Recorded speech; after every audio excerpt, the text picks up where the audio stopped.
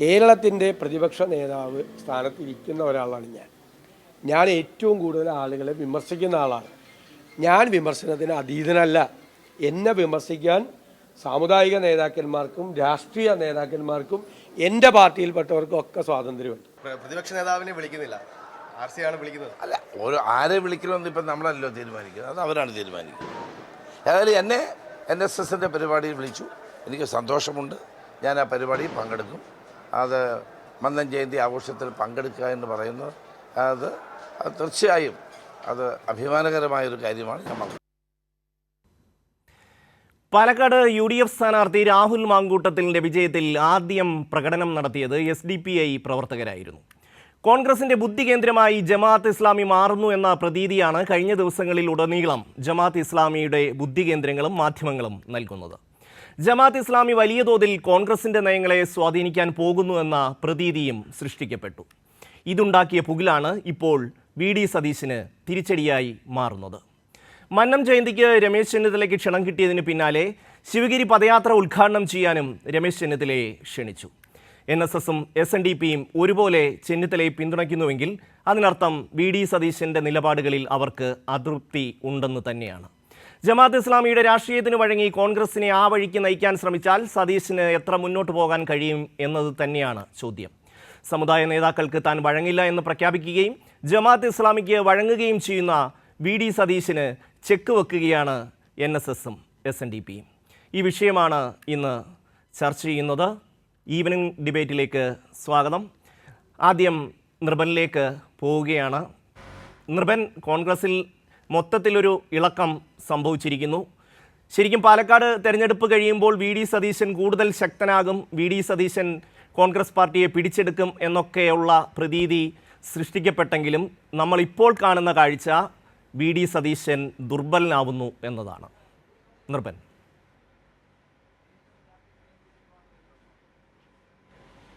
ഷമ്മി, ഈ പാർട്ടിയുടെ പ്രത്യേകിച്ച് KPCCയുടെ പുനഃസംഘടനയുമായി ബന്ധപ്പെട്ട് ഇരുചേരി കേരളത്തിലെ കോൺഗ്രസ്സിലുണ്ടായി എന്ന കാര്യം വസ്തുതയാണ്. ഇക്കാര്യത്തിൽ KPCC അധ്യക്ഷനെ അടക്കം മാറ്റി പുതുതായി ഒരു നേതൃത്വത്തെ കൊണ്ടുവരണം. അത് സതീശനൊപ്പം നിൽക്കുന്ന VD സതീശനെ അനുകൂലിക്കുന്ന ഒരു വിഭാഗം ഒരു നേതാക്കളുടെ കോക്കസ് ആ കോൺഗ്രസ്സിലെ മുഖ്യധാരയിൽ കൈയടക്കുന്ന ഒരു സ്ഥിതിയുണ്ട്. അത് പാലക്കാട് തെരഞ്ഞെടുപ്പിലടക്കം കണ്ടതാണ്. ഒരു കോക്കസിനെതിരെയുള്ള വലിയ വിമർശനമുണ്ടായി. സരിനെ പോലെയുള്ള KPCCയിലെ മീഡിയ സെല്ലിൻ്റെ കൺവീനർ പുറത്തു വരുന്നു. ഷാനിബിനെ പോലെ ഉമ്മൻചാണ്ടിയുടെ വിശ്വസ്തനായ പഴയ യൂത്ത് കോൺഗ്രസിൻ്റെ സംസ്ഥാന ജനറൽ സെക്രട്ടറി പുറത്തു വരുന്നു. അങ്ങനെ തുടർച്ചയായി കോൺഗ്രസിനകത്ത് വലിയ തരത്തിലുള്ള പ്രശ്നങ്ങളുണ്ട്. ഒരു ചേരി അങ്ങനെ ശക്തപ്പെട്ട് വരുന്നൊരു ഘട്ടമുണ്ടായിരുന്നു. ആ ഘട്ടത്തിന് നേതൃത്വം കൊടുത്തിരുന്നത് VD സതീശനാണ്. നേരത്തെ ഈ ഷമ്മി സൂചിപ്പിച്ചതുപോലെ പാലക്കാട് തെരഞ്ഞെടുപ്പിൻ്റെ വിജയത്തോടു കൂടി അത് പൂർണ്ണമായി തൻ്റെ വിജയമാണ്, ആ കോൺഗ്രസിൻ്റെ വിജയമാണെന്ന തരത്തിൽ അവർ ആഘോഷമാക്കിയിരുന്നു. ലീഡറാണ്, പുതിയ കോൺഗ്രസ് നയിക്കുന്ന ലീഡറാണ് VD സതീശൻ എന്ന തരത്തിലുള്ള പ്രചരണം സോഷ്യൽ മീഡിയയിലടക്കം ഏറ്റെടുത്തതാണ്. ഇതിൻ്റെ തുടർച്ചയായിട്ടാണ് ഒരു പടി കൂടി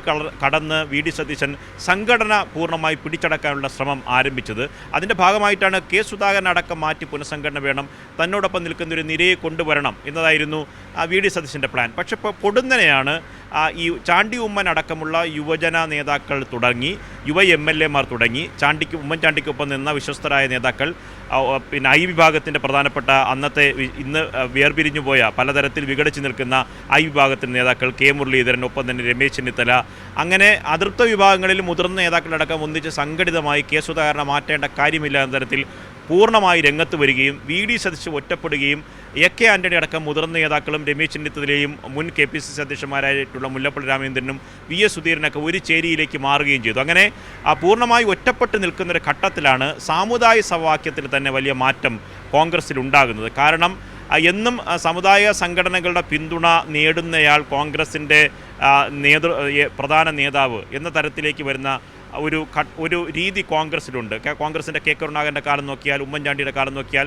ഏറെക്കുറെ കഴിഞ്ഞ പ്രതിപക്ഷ നേതാവ് പദവി വരുന്ന രമേശ് ചെന്നിത്തല വരെ അതിൽ UDFൻ്റെ ഘടകകക്ഷികൾ നിർണായക പങ്കുണ്ട്, ലീഗിനടക്കം നിർണായകമായ സ്വാധീനമുണ്ട്. അത് രൂപപ്പെടുന്ന തരത്തിൽ രമേശ് ചെന്നിത്തലയ്ക്ക് അനുകൂലമായി ചില നീക്കങ്ങൾ ചില സാമുദായിക നേതാക്കളുടെ ഭാഗത്തു നിന്ന്, സമുദായ വിഭാഗങ്ങളുടെ ഭാഗത്തു നിന്ന് ഉണ്ടാകുന്നു. അത് പരമാവധി പ്രയോജനപ്പെടുത്താൻ രമേശ് ചെന്നിത്തല അടക്കമുള്ള അനുകൂലിക്കുന്ന മറുവിഭാഗം, അതായത് വി ഡി സതീശൻ്റെ എതിർചേരി പരമാവധി അതിന് വിവാദങ്ങൾക്ക് കൂടുതൽ മൂർച്ച കൂട്ടുകയും ചെയ്യുന്നുണ്ട്. ഏറ്റവും പ്രധാനപ്പെട്ട കാര്യം, നേരത്തെ കഴിഞ്ഞ ദിവസം വി ഡി സതീശൻ പ്രതികരിച്ചൊരു കാര്യം തന്നെയാണ്. സമുദായിക സംഘടനകളെ സംബന്ധിച്ചിടത്തോളം NSS വലിയ തരത്തിലുള്ള കടുത്ത അതൃപ്തി എന്നും പുലർത്തിയിട്ടുള്ള നേതാവാണ് വി ഡി സതീശൻ. പരസ്യമായി തന്നെ വി ഡി സതീശനെ തള്ളിപ്പറയുകയും വളരെ വി ഡി സതീശൻ എന്ന് പറയുന്ന നേതാവിനെ വിശ്വസിക്കാൻ കൊള്ളാത്ത ഒരാളാണ് എന്ന തരത്തിൽ NSSൻ്റെ ജനറൽ സെക്രട്ടറി സുകുമാരൻ നായർ നേരത്തെ പറഞ്ഞത് വലിയ തരത്തിൽ വിവാദമായ വാർത്തയാണ്. അന്നൊക്കെ കർക്കശമായ സമീപനം സ്വീകരിച്ചിരുന്ന ഒരാളായിരുന്നു വി ഡി സതീശൻ. പക്ഷേ വി ഡി സതീശന് കഴിഞ്ഞ ദിവസത്തെ പ്രതികരണത്തോടെ അദ്ദേഹത്തിന് അയയേണ്ടി വരുന്നുണ്ട്. കാരണം അദ്ദേഹം പരമാവധി സംയമനം പാലിക്കാൻ നിർബന്ധരാകുന്നു. കാരണം കഴിഞ്ഞ ദിവസങ്ങളിലൊക്കെ NSSൻ്റെ മന്നം ജയന്തിയുമായി ബന്ധപ്പെട്ട് രമേശ് ചെന്നിത്തലയെ ക്ഷണിക്കുന്നു. അവിടെ ഒരു ചോദ്യമുണ്ട്. അതായത് ഒരു സുപ്രഭാതത്തിൽ രമേശ് ചെന്നിത്തലയെ അങ്ങ് പ്രൊജക്റ്റ് ചെയ്ത് കാണിക്കാൻ ഈ സമുദായ സംഘടനകൾ തീരുമാനിക്കുന്നുവെങ്കിൽ അതിനൊരു കാരണമുണ്ട് എന്നുകൂടി മനസ്സിലാക്കേണ്ടതല്ലേ? വി ഡി സതീശൻ ഈ പറയുന്നത് പോലെ നേരത്തെ നമുക്കറിയാം, മുനമ്പം വിഷയത്തിൽ സതീശൻ്റെ നിലപാട് മുസ്ലിം ലീഗ് തള്ളിയതാണ്. അതേപോലെ തന്നെ ഈ ജമാഅത്ത് ഇസ്ലാമിയുമായിട്ടുള്ള ഒരു പുതിയ അടുപ്പം അത് കോൺഗ്രസിൻ്റെ സംഘടനാ തെരഞ്ഞെടുപ്പിനെ അടക്കം ബാധിക്കും എന്നൊരു ഭീതി കോൺഗ്രസിൻ്റെ നേതാക്കൾക്കുണ്ട്. അത് പുതിയ ഒരു ഇക്വേഷൻ കോൺഗ്രസിൽ രൂപീകരിക്കുമെന്ന ഭയം കോൺഗ്രസിൽ ഒരു വിഭാഗത്തിനുണ്ട്. നേരത്തെ CPM ഇക്കാര്യം ആവർത്തിച്ച് പറയുന്നതാണ്. ഈ തെരഞ്ഞെടുപ്പിൽ ഏറ്റവും അധികം SDPI സഖ്യമുണ്ട്, ജമാഅത്ത് സഖ്യമുണ്ട് എന്ന് CPM ആവർത്തിച്ച് പറഞ്ഞുകൊണ്ടിരുന്ന ആരോപണം ഇപ്പോൾ ഒരർത്ഥത്തിൽ കോൺഗ്രസിലെയും സമുദായ സംഘടനകളുടെയും, ഈ രണ്ട് സമുദായ സംഘടനകളും ഇപ്പോൾ ഒരു ദിവസം രമേശ് ചെന്നിത്തലയെ പിന്തുണയ്ക്കാൻ തീരുമാനിക്കുന്നുണ്ടെങ്കിൽ അതിനൊരു കാരണം തീർച്ചയായിട്ടും ഉണ്ടാവില്ലേ? അതിലൊരു പ്രധാന കാരണമായി ഈ ജമാഅത്ത് ബന്ധം മാറുന്നുണ്ടോ എന്നൊരു ചർച്ച ഉയർന്നു വരുന്നുണ്ട്.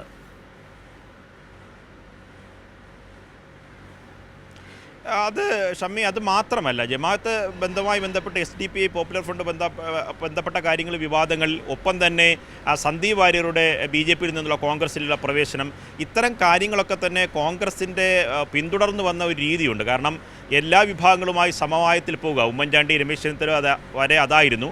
അതിൽ നിന്ന് ഏകപക്ഷീയമായ തീരുമാനങ്ങൾ, താൽക്കാലിക ലാഭത്തിന് വേണ്ടി ഏകപക്ഷീയമായ തീരുമാനങ്ങളിലേക്ക് വി ഡി സതീശൻ പോകുന്നുണ്ട്. ഉപതെരഞ്ഞെടുപ്പുകളിലെ വിജയങ്ങളിൽ പോലും അദ്ദേഹം എത്തരത്തിൽ സങ്കുചിതമായ രാഷ്ട്രീയ നീക്കങ്ങളാണ് നടത്തിയത് എന്ന കാര്യം ഏറെക്കുറെ വ്യക്തമാണ്. പിന്നെ സമുദായ സംഘടനകളുടെ ഈ നയസമീപനങ്ങളിൽ വന്ന രമേശ് ചെന്നിത്തലയ്ക്ക് അനുകൂലമായ മാറ്റങ്ങളിൽ മറ്റു ചില വസ്തുതകളൂടിയുണ്ട്. കാരണം കോൺഗ്രസിനകത്ത് എല്ലാവർക്കും സ്വീകാര്യമായ സമചിത്തതയുടെ കാര്യങ്ങൾക്ക് കേൾക്കുന്ന, എല്ലാവരെയും കൂട്ടിയോജിപ്പിച്ച് കൊണ്ടുപോകുന്ന ഒരു കോൺഗ്രസിൻ്റെ ഒരു രീതിയുണ്ട്. അത് ഉമ്മൻചാണ്ടിയാണ് അവസാനത്തെ കണ്ണി. രമേശ് ചെന്നിത്തല ഇപ്പോൾ സജീവമായ രംഗത്ത് നിൽക്കുന്ന ഒരു നേതാവാണ്. അതേ വൈഭവം ഉള്ള ഒരാളല്ല വി ഡി സതീശൻ എന്ന കാര്യത്തിൽ ഈ ലീഗിന് പോലും തർക്കമുണ്ട് എന്ന് തോന്നുന്നില്ല. അതുകൊണ്ട് ഈ പറഞ്ഞ വി ഡി സതീശനെതിരെ കഴിഞ്ഞ ദിവസം അഭിപ്രായം പറഞ്ഞ വെള്ളാപ്പള്ളി നടേശൻ ചേർത്ത് വെച്ചൊരു കാര്യമുണ്ട്. ആർക്കെതിരെയും എന്തും വിളിച്ചു പറയുന്ന ഒരു നേതാവല്ല വി ഡി സതീശനെ പോലെ ഒരു നേതാവല്ല രമേശ് ചെന്നിത്തല എന്ന് അദ്ദേഹം അസന്നിഗ്ധമായി വെള്ളാപ്പള്ളി നടേശൻ പറയുകയാണ്. അങ്ങനെ വെള്ളാപ്പള്ളി നടേശനെ പോലുള്ള നേതാക്കൾ, സമുദായ രംഗത്തെ പ്രധാനപ്പെട്ട നേതാക്കളൊക്കെ തന്നെ അവർ പൂർണ്ണമായി വി ഡി സതീശനെ തള്ളിപ്പറയുന്നതിന് ഇത്തരം ചില കാര്യങ്ങൾ കൂടിയുണ്ട്. അധികാര രാഷ്ട്രീയത്തെ സംബന്ധിച്ചിടത്തോളം കോൺഗ്രസ് രാഷ്ട്രീയത്തിൽ ഒന്നാമനാണ് എന്ന ചോദ്യത്തിൽ വി ഡി സതീശൻ മുൻകൈ എടുക്കാൻ സോഷ്യൽ മീഡിയയിലൊക്കെ തന്നെ വലിയ തരത്തിലുള്ള ഓപ്പറേഷൻ അദ്ദേഹം നടത്തുന്നുണ്ട്. എങ്കിലും ഈ പറഞ്ഞ സമുദായ നേതാക്കളുടെയും ഒക്കെ തന്നെ പൂർണ്ണമായ അംഗീകാരത്തിലേക്ക് വി ഡി സതീശൻ വരുന്നില്ല എന്നൊരു സംശയം ബലപ്പെടുന്നുണ്ട്. തീർച്ചയായും നൃപൻ എ സജീവനിലേക്ക് പോവുകയാണ്. സജീവൻ, നമുക്കറിയാം ഈ തെരഞ്ഞെടുപ്പ്, പാലക്കാട് തെരഞ്ഞെടുപ്പിൽ തൻ്റെ വിജയമായിരിക്കുമെന്ന് വി ഡി സതീശൻ ആവർത്തിച്ച് പ്രഖ്യാപിക്കുന്നു. അതിനുശേഷം ഇപ്പോൾ ഏതാണ്ട് ഒരു മാസം കഴിയുമ്പോഴേക്കും വി ഡി സതീശന് പിന്തുണ കുറയുന്നു. പാർട്ടിക്കകത്ത് ആ ഒരു ഒറ്റപ്പെടൽ ഏതാണ്ട് ഒരു രീതിയിലേക്ക് വരുന്നു. സമുദായ സംഘടനകൾ പൂർണ്ണമായിട്ടും അദ്ദേഹത്തെ കണ്ടില്ല എന്ന് വെച്ച് ചെന്നിത്തലയ്ക്ക് പിന്തുണ നൽകി പോകുന്നു. എങ്ങനെയാണ് ഈ കോൺഗ്രസിലെ രാഷ്ട്രീയത്തെ താങ്കൾ കാണുന്നത്? പാലക്കാട് തെരഞ്ഞെടുപ്പ് കോൺഗ്രസിന്റെ വിജയമോ UDFന്റെ വിജയമോ വി ഡി സതീശന്റെ വിജയമോ ആണ് എന്ന് അദ്ദേഹം കരുതുന്നുണ്ടെങ്കിൽ അതൊരു വലിയ തെറ്റാണ്. ശരിക്കും ഈ 3 ഉപതെരഞ്ഞെടുപ്പുകൾ, വയനാട്, പാലക്കാട്, ചേലക്കര, അതിൽ UDFന്റെ മണ്ഡലങ്ങളാണ് വയനാടും പാലക്കാടും. തുടർച്ചയായിട്ട് ഷാഫി 3 തവണ ജയിച്ചിട്ടുള്ള സ്ഥലമാണ്. അവിടെ ജയിച്ചു എന്ന് പറയുന്നത് വി ഡി സതീശന്റെ മികവ് കൊണ്ടാണെന്ന് പറഞ്ഞ് അദ്ദേഹത്തിന് നിലനിൽക്കാൻ കഴിയില്ല. ചേലക്കരയിൽ ആ വിജയം നേടിയിരുന്നുവെങ്കിൽ സ്വാഭാവികമായിട്ടും ആ വി ഡി സതീശന്റെയോ അല്ലെങ്കിൽ കോൺഗ്രസിന്റെയോ UDFന്റെ ഒക്കെ വിജയമാണെന്ന് പറയാം. ഇത് ആദ്യഘട്ടത്തിൽ വി ഡി സതീശനും അദ്ദേഹത്തെ അനുകൂലിക്കുന്ന ആളുകളും ഒക്കെ ആ രീതിയിൽ വി ഡി സതീശന്റെ വിജയമാണ്, രാഷ്ട്രീയ വിജയമാണെന്ന് സ്ഥാപിക്കാൻ ശ്രമിച്ചുവെങ്കിൽ പോലും കോൺഗ്രസ്സുകാർ പിന്നീട് യാഥാർത്ഥ്യം മനസ്സിലാക്കുന്നുണ്ട്. അതൊരു പ്രശ്നമാണ്. ഇപ്പൊ വി ഡി സതീശന് ഈ ഉപതെരഞ്ഞെടുപ്പുകളിലൂടെ വലിയ നേട്ടം ഉണ്ടാക്കാൻ കഴിഞ്ഞു എന്ന ഒരു ആഖ്യാനം അത് കോൺഗ്രസ്സുകാർ പോലും സ്വീകരിച്ചിട്ടില്ല. രണ്ടാമത്തെ ഒരു കാര്യം എന്ന് പറയുന്നത് മുനമ്പത്ത് അദ്ദേഹം നടത്തിയിട്ടുള്ള പ്രതികരണമാണ്. മുനമ്പത്തെ പ്രതികരണം പൂർണ്ണമായിട്ടും മുസ്ലിങ്ങളെ, മുസ്ലിം ലീഗിനെ പ്രത്യേകിച്ചും എതിർചേരിയിലേക്ക് നിർത്താനായിട്ടുള്ള അദ്ദേഹത്തിന് വിരുദ്ധമായിട്ട് നിലപാടെടുക്കാനുള്ള ഒരു പ്രവണത ഉണ്ടാക്കി. അദ്ദേഹത്തോട് ആരും ചോദിച്ചിട്ടില്ല മുനമ്പത്ത് പ്രശ്നം, അത് അവിടെയുള്ള മുനമ്പത്തെ ഭൂമി ആ പ്രശ്നം തർക്കമായിട്ട് നിൽക്കുന്ന ഭൂമി അത് വഖഫ് ഭൂമിയാണോ അല്ലയോ എന്നുള്ള സതീശനോട് ആരും ചോദിച്ചിട്ടില്ല. പക്ഷെ അദ്ദേഹം ചാടിക്കയറിയിട്ട് ആവർത്തിച്ച് പറയുക അത് വഖഫ് ഭൂമിയേ അല്ല. സ്വാഭാവികമായിട്ടും ഒപ്പം നിൽക്കുന്ന മുസ്ലിം ലീഗിന് അത് അംഗീകരിക്കാൻ കഴിഞ്ഞു എന്ന് വരില്ല. കാരണം വഖഫ് ചെയ്തതിലെ സാങ്കേതിക പ്രശ്നങ്ങളൊക്കെ മറ്റു കാര്യങ്ങൾ അത് കോടതി തീരുമാനിക്കേണ്ട കാര്യമാണ്. അങ്ങനെ തീരുമാനിക്കുന്നതിന് പകരമായിട്ട് സംസ്ഥാന സർക്കാരിനെ, LDF-നെ, പിണറായി സർക്കാരിനെ പ്രതിക്കൂട്ടിലാക്കാൻ വേണ്ടി സതീശൻ പെട്ടെന്ന് ചാടിക്കയറിയിട്ടാണ് ഈ വഖഫ് ഭൂമി അല്ല എന്നുള്ള നിലപാടെടുക്കുന്നത്. അത് ആദ്യഘട്ടത്തിലൊക്കെ മുസ്ലിം ലീഗ് നേതൃത്വം ഒന്ന് ഒതുങ്ങി നിന്നു എങ്കിൽ പോലും പക്ഷെ അത് അംഗീകരിച്ചാൽ വലിയ അപകടമാണ്, അവിടെ മിണ്ടാതിരുന്നാൽ വലിയ അപകടമാണെന്ന് തോന്നിയിട്ടാണ് E.T. മുഹമ്മദ് ബഷീറിനെ പോലുള്ള ആളുകളൊക്കെ ശക്തമായ രൂപത്തിൽ പ്രതികരിക്കുന്നത്. KM ഷാജിയെ പോലുള്ള ആളുകളൊക്കെ സ്വാഭാവികമായിട്ടും അത് സതീശനോട് തിരിച്ചടിയായിരുന്നു. പിന്നീട് ഈ ഒരു അവസ്ഥ അദ്ദേഹത്തിന്റെ പ്രതികരണം എന്ന് പറയുന്നത് വൈകാരികമായ പ്രതികരണങ്ങളാണെന്നുള്ള കാര്യം നമുക്കറിയാം. KPCC പ്രസിഡന്റുമായിട്ടുള്ള തർക്കത്തില് അവർ തമ്മിലുള്ള തർക്കമുണ്ട് എന്നുള്ള കാര്യം നമുക്ക് എല്ലാവർക്കും അറിയാവുന്നതാണ്. അതേപോലെ തന്നെ തർക്കമുണ്ടായിരുന്നു അവർക്ക് മുമ്പേ ഇതേ കസേരകളിൽ ഇരുന്ന ആളുകൾ തമ്മിൽ. പക്ഷെ അവരൊക്കെ കുറെ കൂടി ഒതുക്കി വെച്ചുകൊണ്ട് ആ തർക്കം പൊതുജനം കാണാത്ത രൂപത്തിൽ മാറ്റി. ഇവിടെ അതല്ല, ഇവിടെ പരസ്യമായ രൂപത്തിൽ അതൃപ്തി പ്രകടിപ്പിക്കുകയും മോശമായ രൂപത്തിൽ അന്യോന്യം സംസാരിക്കുകയും ചെയ്യുന്ന രീതിയിലേക്ക് വന്നു. ആ ഒരു പ്രശ്നം അതിനേക്കാളൊക്കെ അപ്പുറത്ത് നേരത്തെ തന്നെ നമുക്കറിയാം വി.ഡി. സതീശൻ NSS ജനറൽ സെക്രട്ടറിയുടെ നിലപാടുകൾക്കെതിരെയൊക്കെ പരസ്യമായിട്ട് സാമുദായിക സംഘടനകളുടെ പിന്തുണയൊന്നും വേണ്ടതില്ല എന്ന രീതിയിലൊക്കെ പ്രതികരിച്ച് നമുക്കറിയാം. SNDP യോഗത്തിനോട് അദ്ദേഹത്തിനുള്ള നിലപാട് അറിയാം. ഇതൊക്കെ ഒരുമിച്ച് ഇപ്പോഴത്തെ ഒരു അവസ്ഥയിൽ ഇതെല്ലാം കൂടി ഒരുമിച്ച് അദ്ദേഹത്തിന് എതിരായിട്ട് വരുന്നു. ഇനി ഒരു തെരഞ്ഞെടുപ്പ് വരുമ്പോഴേക്കും ആരായിരിക്കണം താക്കോൽ സ്ഥാനത്ത് എന്നതിനെ കുറിച്ച് കോൺഗ്രസുകാർക്കിടയിൽ തന്നെ ചർച്ച വരുന്നുണ്ട്. അതിനിടയിലാണ് ഈ താക്കോൽ സ്ഥാനത്ത് ഞങ്ങൾ ഉദ്ദേശിക്കുന്നത് രമേശ് ചെന്നിത്തലയാണ് എന്ന് G. സുകുമാരൻ നായർ പറയുന്നത്. അതേ കാര്യം തന്നെ ഏതാണ്ട് വെള്ളാപ്പള്ളി നടേശൻ പറയുന്നു. ഇപ്പോഴത്തെ മുസ്ലിം ലീഗുകാർക്കുള്ള ഒരു മൗനം അദ്ദേഹത്തെ വി.ഡി. സതീശനെ പൂർണ്ണമായിട്ട് പിന്തുണയ്ക്കുമ്പോൾ ഉണ്ടാവുന്ന ഒരു പ്രശ്നം. അതിനേക്കാളൊക്കെ ഇപ്പൊ നേരത്തെ പറഞ്ഞ പോലെ ജമാഅത്തെ ഇസ്ലാമിയുമായിട്ടുള്ള ബന്ധം, ആ ബന്ധം വളരെ ശക്തമായിട്ട് പരസ്യമായിട്ട് ജമാഅത്തെ ഇസ്ലാമിയുടെ വോട്ടുകൾ വാങ്ങുക എന്ന നിലപാടെടുത്തത് UDF-ന് താൽക്കാലികമായിട്ട് നേട്ടം ഉണ്ടാക്കിയിട്ടുണ്ട് എന്നുള്ള കാര്യമൊക്കെ നമുക്ക് അറിയാം. പക്ഷെ അങ്ങനെ നിലപാടെടുക്കുന്നത് അത് ആത്യന്തികമായിട്ട് ഹിന്ദു വോട്ടുകൾ ഇല്ലാതാക്കാനുള്ള ഒരു ശ്രമത്തിലേക്ക് പോകും എന്ന് കോൺഗ്രസ്സുകാർ നല്ലൊരു ശതമാനം ആളുകൾ വിചാരിക്കുന്നുണ്ട്. ഇതൊക്കെ കൂടിയാണ് ഈ രമേശ് ചെന്നിത്തലയ്ക്ക് അനുകൂലമായിട്ടുള്ള ഒരു ഘടകമായിട്ട് മാറുന്നത്. രമേശ് ചെന്നിത്തലയാണെങ്കിൽ നേരത്തെ തന്നെ കുത്തി വീഴ്ത്തിയിട്ടുള്ള, തന്നെ താനിരുന്ന താക്കോൽ സ്ഥാനത്ത് നിന്ന് തന്നെ ഇടിച്ച് പുറത്തേക്ക് ഇട്ടിട്ടുള്ള വി.ഡി. സതീശന് എതിരെ കിട്ടിയിട്ടുള്ള ആയുധങ്ങൾ കൃത്യമായിട്ട് ഉപയോഗിക്കുകയും ചെയ്യുന്നുണ്ട്. തീർച്ചയായും സജീവൻ, മാധ്യമപ്രവർത്തകൻ ജയചന്ദ്രൻ കൂടി ചേരുന്നു.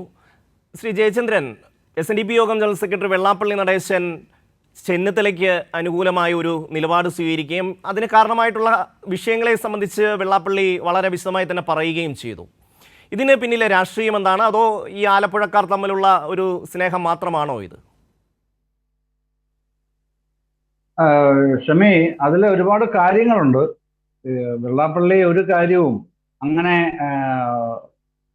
ഇപ്പൊ ഇന്നലെ പറയുകയാണെങ്കിൽ ഇന്നലത്തെ ഒരു താല്പര്യം മാത്രം വെച്ച് പറയുന്ന ആളെ അല്ല വെള്ളാപ്പള്ളി നടേശൻ എന്ന് നമുക്കെല്ലാം അറിയാം. പക്ഷേ ഇപ്പൊ ഇതിന്റെ ഒക്കെ അടിയിൽ കിടക്കുന്നത് ഇപ്പൊ സുകുമാരൻ നായർക്ക് രമേശ് ചെന്നിത്തല സ്വീകാര്യനാകുന്നതും വെള്ളാപ്പള്ളിക്ക് രമേശ് ചെന്നിത്തല സ്വീകാര്യനാകുന്നതും ഒക്കെ നമ്മൾ പരിശോധിക്കുമ്പോൾ അതിന്റെയൊക്കെ അടിയിൽ വളരെ ആഴത്തിൽ ഗൗരവമുള്ള മറ്റൊരു പ്രശ്നം കിടക്കുന്നു എന്നാണ് എനിക്ക് ബോധ്യപ്പെട്ടിട്ടുള്ളത്. കാരണം UDF-ൽ വലിയൊരു പ്രശ്നം, UDF-ലെ രണ്ടാമത്തെ പ്രബല കക്ഷിയായ ലീഗിൽ വലിയ ഗുരുതരമായ ഒരു പ്രശ്നം തന്നെ രൂപപ്പെട്ടിട്ടുണ്ട്. ഇപ്പോൾ അതിന് അവർ തന്നെ പറയുന്ന ഒരു ചുരുക്കപ്പേര് മുജമ എന്നാണ്. മുജമ എന്ന് പറഞ്ഞാൽ മുജാഹിദുകളും ജമാഅത്തുകളും. അതാണ് ആ ചുരുക്കപ്പേരിന്റെ അവർ തന്നെ തരുന്ന വ്യാഖ്യാനവും. ആ ഇഷ്യൂ മുജാഹിദുകളും ജമാഅത്ത്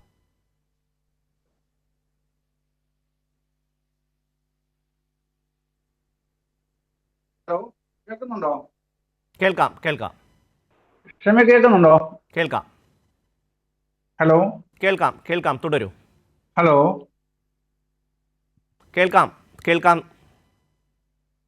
കേൾക്കുന്നുണ്ടോ ക്ഷമേ? കേൾക്കാം തുടരൂ. ഹലോ ഹലോ ജയചന്ദ്രനിലേക്ക് തിരികെ എത്താം. മാധ്യമപ്രവർത്തകൻ ശ്രീകുമാർ കൂടി ചേരുന്നു. ശ്രീകുമാർ, താങ്കളുടെ ഒരു രാഷ്ട്രീയ വീക്ഷണം എപ്പോഴും കോൺഗ്രസിന് അനുകൂലമാണെങ്കിലും താങ്കളുടെ ഒരു മാധ്യമ പ്രവർത്തനത്തിൻ്റെ ബുദ്ധിയിൽ കൂടി കാര്യങ്ങളെ കാണുമ്പോൾ എന്തുകൊണ്ടായിരിക്കാം ഈ ഒരു പെട്ടെന്ന് രമേശ് ചെന്നിത്തലയ്ക്ക് ഇത്രയും സ്വീകാര്യത വരാൻ ഉള്ള കാരണം? അതുപോലെ തന്നെ കോൺഗ്രസിനകത്തും രമേശ് ചെന്നിത്തലയ്ക്ക് പിന്തുണ കൂടി വരുന്നു. കെ സുധാകരൻ ഇന്ന് പറയുന്നുണ്ട് രമേശ് ചെന്നിത്തല ഒരു സുപ്രഭാതത്തിൽ പൊട്ടിമുളച്ചതല്ല, അദ്ദേഹത്തിന് മുഖ്യമന്ത്രിയാവാനുള്ള യോഗ്യതയുണ്ട്. അങ്ങനെ പല തലത്തിലും പുതിയ ശാക്തിക ചേരി കോൺഗ്രസിൽ രൂപപ്പെട്ടു വരുന്നു. സമുദായ സംഘടനകൾ പക്ഷം ചേരുന്നു. ഇതിനെങ്ങനെയാണ് താങ്കൾ കാണുന്നത്? ഷമ്മി, നിങ്ങൾ ഈ പറയുന്ന ഒന്നും സംഭവിച്ചിട്ടില്ല. 2 സമുദായ നേതാക്കൾ അവരുടെ അഭിപ്രായം പറഞ്ഞു, അത് നമ്മൾ ചർച്ചയാക്കുന്നു. ഏതെങ്കിലും ഒരു കോൺഗ്രസ് നേതാവ് ഇത് വല്ലതും പറഞ്ഞോ? രമേശ് ചെന്നിത്തലയാണ് മിടുക്കനെന്നോ സതീശനാണ് മിടുക്കനെന്നോ വല്ലവരും പറഞ്ഞോ? ഇല്ല. സമുദായ നേതാക്കൾക്ക് തോന്നി കോൺഗ്രസ് അധികാരത്തിൽ വരാൻ പോവുകയാണ്. അപ്പൊ അവർക്ക് ഇഷ്ടമുള്ള നേതാവിനെ കുറിച്ച് പുകഴ്ത്തി പറയുന്നു. വെള്ളാപ്പള്ളി നടേശൻ LDFിനോടും BJPയോടും ഒക്കെ ഒരേ സമീപനം സ്വീകരിച്ച് നിൽക്കുന്ന ഒരാളാണ്. ഒരു ഘട്ടത്തിൽ BJPക്കൊപ്പം നിൽക്കും, ഒരു ഘട്ടത്തിൽ LDFിനൊപ്പം നിൽക്കും. എപ്പോഴും UDFിനെ അധികാരത്തിൽ വരില്ല എന്ന് പറഞ്ഞുകൊണ്ടിരിക്കും. അദ്ദേഹത്തിന് പ്രതിപക്ഷ നേതാവിനോട് അതുകൊണ്ട് വലിയ താല്പര്യം ഉണ്ടാവില്ല. അപ്പൊ VD സതീശനെ ചീത്ത പറഞ്ഞുകൊണ്ടിരിക്കും. നേരെ മറിച്ച് വേറെ ആർക്കെങ്കിലും VD സതീശനോട് ഇഷ്ടമുണ്ടെങ്കിൽ സതീശൻ മിടുക്കനാണെന്ന് പറയും. രമേശ് ചെന്നിത്തലയോട് താല്പര്യമുള്ളവര് രമേശ് ചെന്നിത്തല ഇഷ്ടമാണെന്ന് പറയും. ഇതിലിപ്പോ നമ്മള് കോൺഗ്രസ് എന്ത് ചെയ്യാനാണ്? ഇതൊരു മാധ്യമപ്രവർത്തകന്റെ ബുദ്ധിയായാലും കോൺഗ്രസ് പക്ഷപാതിയായ പത്രപ്രവർത്തകന്റെ ബുദ്ധിയായാലും ഇവര് പറയുന്നതൊക്കെ നമ്മൾ കേട്ടോണ്ടിരിക്കുക. പിന്നെ നമുക്ക് ചർച്ച ചെയ്യാൻ പറ്റുന്ന വിഷയമായതുകൊണ്ട് ചർച്ച ചെയ്യുക, ഇത്രേ ഉള്ളൂ. അതിലിപ്പോ നമ്മൾ എന്ത് പറയാനാണ്? ഒരാൾക്കൊരാളെ ഇഷ്ടമാണെന്ന് പറഞ്ഞാൽ ആ ആളുടെ ഇഷ്ടപ്പെടാൻ പാടില്ലെന്ന് പറയാൻ പറ്റുമോ? ശ്രീകുമാർ അത്ര ലാഘവത്തോടു കൂടി കാണേണ്ട ഒരു വിഷയമാണോ അത്? NSSും SNDPയും ഒക്കെ എല്ലാ കാലത്തും UDFിനെ അകമഴിഞ്ഞ് സഹായിച്ചിട്ടുണ്ട്. ഇപ്പോൾ അടുത്ത തെരഞ്ഞെടുപ്പുകളിൽ SNDP വ്യത്യസ്തമായ നിലപാടുകൾ സ്വീകരിച്ചിട്ടുണ്ടെങ്കിലും ആദ്യകാലം മുതൽ R ശങ്കറിൻ്റെ കാലം മുതൽ SNDPയുടെ ചരിത്രം എടുത്ത് പരിശോധിച്ച് കഴിഞ്ഞാൽ SNDPയുടെ നേതൃത്വം എല്ലാ കാലത്തും UDFിനെ അനുകൂലിച്ചിട്ട് തന്നെയാണ് നിൽക്കുന്നത്. NSSും അത് തന്നെയാണ്. നമുക്കറിയാം, കഴിഞ്ഞ ഒരു തെരഞ്ഞെടുപ്പിൻ്റെ സമയത്ത് NSSൻ്റെ ജനറൽ സെക്രട്ടറി വോട്ട് ചെയ്ത ശേഷം നടത്തിയ പ്രതികരണം നമുക്കറിയാം. അതുകൊണ്ട് തന്നെ ഈ സമുദായ സംഘടനകളെയൊക്കെ അങ്ങനെ നിസ്സാരമായി, അവരുടെ അഭിപ്രായത്തെയൊക്കെ അങ്ങനെ നിസ്സാരമായി കണ്ടുപോകാൻ കഴിയുമോ ശ്രീകുമാർ? നിസ്സാരമായിട്ടല്ലല്ലോ പറഞ്ഞു ഞാൻ. അതായത് വ്യക്തിപരമായിട്ട് അവർ പറഞ്ഞിട്ടുള്ളൂ. ഇപ്പൊ NSS സെൻട്രൽ സെക്രട്ടറി ഒന്നും പറഞ്ഞിട്ടില്ലല്ലോ. അദ്ദേഹം രമേശ് ചെന്നിത്തലയെ അവരുടെ മന്നം ജയന്തി ആഘോഷത്തിലേക്ക് രമേശ് ചെന്നിത്തല ക്ഷണിച്ചു. വേറെ ഒന്നും അദ്ദേഹം പറഞ്ഞിട്ടില്ല. അതാ പരസ്യമായിട്ട് അദ്ദേഹം അല്ല ക്ഷണിച്ചത്, അത് രമേശ് ചെന്നിത്തല ക്ഷണിച്ചു എന്ന് NSS ആസ്ഥാനത്തു നിന്നും അറിയാൻ കഴിഞ്ഞു. അദ്ദേഹം വേറെ ഒന്നും പറഞ്ഞിട്ടില്ലല്ലോ. രമേശ് ചെന്നിത്തല കോൺഗ്രസിലെ ഏറ്റവും മിടുക്കനായ നേതാവായതുകൊണ്ട് അദ്ദേഹത്തെ ക്ഷണിക്കുന്നു എന്നും പറഞ്ഞിട്ടില്ലല്ലോ. വെള്ളാപ്പള്ളി നടേശൻ അതിന്റെ പിറ്റേ ദിവസം പറഞ്ഞത് രമേശ് ചെന്നിത്തലയാണ് സൗമ്യനും അതുപോലെ സൗഹാർദ്ദപരമായി പെരുമാറാൻ അറിയുന്ന ഒരാള്, VD സതീശൻ രാഷ്ട്രീയക്കാരനാണ് എന്ന് പറയുന്നു. കാരണം വെള്ളാപ്പള്ളി നടേശന് കേരളത്തിലെ CPM ഗവൺമെന്റിനോട് താല്പര്യമുണ്ട്. CPM ഗവൺമെന്റിനെ വെള്ളം കുടിപ്പിക്കുന്നതും ക്ഷാ വരപ്പിക്കുന്നതും പ്രതിപക്ഷ നേതാവാണ്. അപ്പൊ പ്രതിപക്ഷ നേതാവിനോട് വെള്ളാപ്പള്ളിക്ക് ഇഷ്ടം ഉണ്ടാവില്ല. ഇത്രയേ ഉള്ളൂ. പഴയ കാലത്ത് തന്നെ ആയിരുന്നല്ലോ അവസ്ഥ. CPMലെ VS അച്യുതാനന്ദൻ പിണറായി പക്ഷ കാലത്തും നമുക്ക് ഉണ്ടായത് അറിയാമല്ലോ. വെള്ളാപ്പള്ളിയുടെ നിലപാടുകൾ അറിയാമല്ലോ. SNDP യോഗത്തിന്റെ നിലപാട്, വെള്ളാപ്പള്ളി നടേശന്റെ നിലപാട് ഒക്കെ വ്യത്യസ്തമല്ല. BDJS ആരാ കൊണ്ടുനടക്കുന്ന BDJS? ഇന്നിപ്പോ BDJS UDFിലേക്ക് വരാൻ പോവാന്ന് ഒരു പത്രത്തിൽ വാർത്ത കണ്ടു. അപ്പൊ അങ്ങനത്തെ ഒരു അനിശ്ചിതാവസ്ഥയിൽ നിൽക്കുന്ന ഒരു പ്രസ്ഥാനമാണ് ഇന്ന് SNDP യോഗവും BDJSും. SNDP യോഗത്തെ നയിച്ചവരൊക്കെ കോൺഗ്രസിനോട് താല്പര്യമുള്ളതും കോൺഗ്രസ് നേതാക്കളുമായിരുന്നു. KPCC പ്രസിഡന്റ് ആയിരുന്ന KK വിശ്വനാഥനാണ് പിന്നീട് SNDP യോഗം പ്രസിഡന്റായത്. കോൺഗ്രസിന്റെ തൊഴിൽ വകുപ്പ് മന്ത്രിയായിരുന്ന MK രാഘവമൊക്കെയിലാണ് പിന്നീട് SNDP പ്രസിഡന്റായത്. Doctor KK Raghavan SNDP president ആയ ശേഷം അദ്ദേഹം നാട്ടികയിലെ കോൺഗ്രസിന്റെ സ്ഥാനാർത്ഥിയായിട്ട് മത്സരിച്ച ഒരാളാണ്. പക്ഷെ വെള്ളാപ്പള്ളി നടേശൻ SNDP ഏതാണ്ട് പൂർണ്ണമായിട്ട് അദ്ദേഹത്തിന്റെ പരിധിയിലേക്ക് കൊണ്ടുപോയ ശേഷം അദ്ദേഹത്തിന്റെ നിലപാടുകൾ പറയുന്നു. പക്ഷെ SNDP യോഗത്തിലെ പ്രവർത്തകരെല്ലാം കോൺഗ്രസിനോട് താല്പര്യമുള്ളവരാണ്. അതുകൊണ്ടാണല്ലോ കഴിഞ്ഞ ലോക്സഭാ തെരഞ്ഞെടുപ്പിലെ 18 സീറ്റ് ലഭിക്കാൻ SNDPയുടെ പ്രവർത്തകർ സഹായിച്ചിട്ടുണ്ടെന്ന് കോൺഗ്രസ് പറയുന്നത്. ശ്രീകുമാർ, ഈ തെരഞ്ഞെടുപ്പ്, പാലക്കാട് തെരഞ്ഞെടുപ്പ്, ചേലക്കര തെരഞ്ഞെടുപ്പ്, അതിന്റെ ഉത്തരവാദിത്തം തനിക്കാണ് എന്ന് പ്രഖ്യാപിച്ചത് VD സതീശനാണ്. ആ തെരഞ്ഞെടുപ്പിന്റെ പൂർണ്ണമായ ചുമതല ഏറ്റെടുത്ത് നിന്നത് VD സതീശനാണ്. ചാണ്ടി ഉമ്മനെ പോലുള്ള ആൾക്കാർ പരസ്യമായി തന്നെ പറഞ്ഞു, പാലക്കാട് എനിക്കൊരു ചുമതലയും തന്നില്ല എന്ന് പറയുന്നു. കോൺഗ്രസിന്റെ മുതിർന്ന നേതാക്കൾ ഒരാൾ പോലും പാലക്കാട്ടോ ചേലക്കരയിലോ എത്തിയില്ല. VM സുധീരനായാലും പിന്നെ മുല്ലപ്പള്ളി രാമചന്ദ്രനായാലും ഒരു നേതാക്കന്മാരെയും അടുപ്പിച്ചില്ല. അങ്ങനെ കോൺഗ്രസിന്റെ ഒരു പാസ്റ്റിനെ മുഴുവൻ മായ്ച്ചു കളഞ്ഞുകൊണ്ട് മുഴുവൻ നേതൃത്വവും തന്നിലേക്ക് കേന്ദ്രീകരിക്കാൻ VD സതീശൻ ശ്രമിച്ചപ്പോഴാണ് അതിനെതിരായിട്ടുള്ള വലിയ വികാരം കോൺഗ്രസിനുള്ളിൽ ഉയർന്നു വരുന്നത്. ഇപ്പോൾ കെ സുധാകരൻ പോയി AK ആന്റണിയെ കാണുന്നു, രമേശ് ചെന്നിത്തലയെ വീട്ടിൽ പോയി കാണുന്നു. ഇതൊക്കെ നൽകുന്ന സന്ദേശങ്ങൾ അത്ര വളരെ ലാഘവത്തോടു കൂടി നമുക്ക് തള്ളിക്കളയാൻ കഴിയുന്നതാണോ? അല്ല, ഒരു ഷമ്മിക്ക് അറിയാമല്ലോ, ഷമ്മി പത്രപ്രവർത്തകനായിരുന്നല്ലോ. രാഷ്ട്രീയത്തിലെ നേതാക്കൾ അങ്ങോട്ടും ഇങ്ങോട്ടും പോയി കാണുമ്പോഴൊക്കെ നമുക്ക് നമ്മളുടേതായ കഥകൾ എഴുതാം, കുഴപ്പമില്ല.